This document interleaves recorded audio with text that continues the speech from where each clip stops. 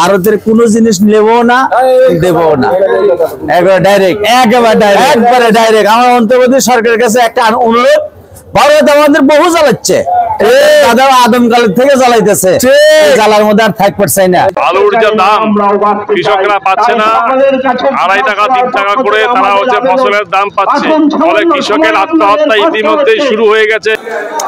এরা টিভিতে বসে বসে ডায়লগ মেরে চট্টগ্রাম দখল নিয়ে নিল। বাংলাদেশে আলু পেঁয়াজ দেবে না ভারত, এরকমই একটা বক্তব্য দিয়েছিলেন ভারতের বিজেপি নেতা শুভেন্দ্র। এই ঘোষণা দিয়ে ভারত এখন নিজেরাই বিপদে আছে। সে দেশের কৃষকরা আলু পেঁয়াজের যথেষ্ট দাম পাচ্ছেন না, যে কোনো সময়ের চেয়ে সর্বনিম্ন এখন আলুর দাম। এই জন্য তারা সেই শুভেন্দ্রর বাড়ির সামনেই আন্দোলন শুরু করে দিয়েছেন।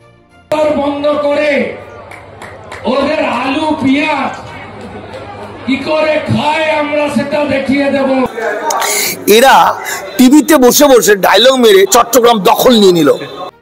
ভারতের বিভিন্ন গণমাধ্যম ও ভারতের হকার সাংবাদিক ময়ূক রঞ্জন দাসের বিভিন্ন বিতর্কিত মন্তব্যের কারণে ভারতের প্রতি বাঙালিদের একটা আলাদা রাগ ক্ষোভ সৃষ্টি হয়েছে। এই জন্য ভারত থেকে পেঁয়াজ আলু না এনে বাংলাদেশ এখন বিশ্বের অন্য কোনো দেশ খুঁজছে। এই জন্য কৃষকরা হতাশ হয়ে হতাশার ভিতরে দিন কাটাচ্ছেন। তাদের গোডাউনে অনেক পেঁয়াজ আলু জমে যাচ্ছে, তারা বিক্রি করতে পারছেন না। এই বিষয় নিয়ে তারা বিভিন্ন গণমাধ্যমে কথা বলছেন, অলরেডি আপনারা হয়তো অনেকেই শুনে থাকবেন। আর এই ভিডিওটা আপনারা শেয়ার করে দেবেন যাতে সবাই দেখতে পারে।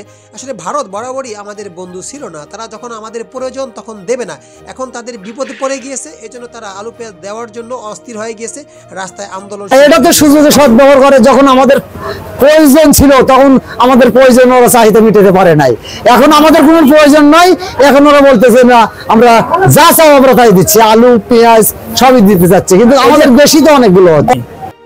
দর্শক, বিষয়টা আপনারা কিভাবে নিচ্ছেন কমেন্টে লিখে জানাবেন। তাই আসুন আমরা বেশি বেশি করে আলু পেঁয়াজ রসুন এগুলো চাষ করি, তাহলেই দেখবেন যে ভারত চরম শিক্ষা পেয়ে যাবে। ভারত আমাদেরকে শিক্ষা দিতে গিয়ে তারা এখন রাস্তায় মাথায় হাত দিয়ে বসে আছে। এই হলো ভারতের বর্তমান অবস্থা।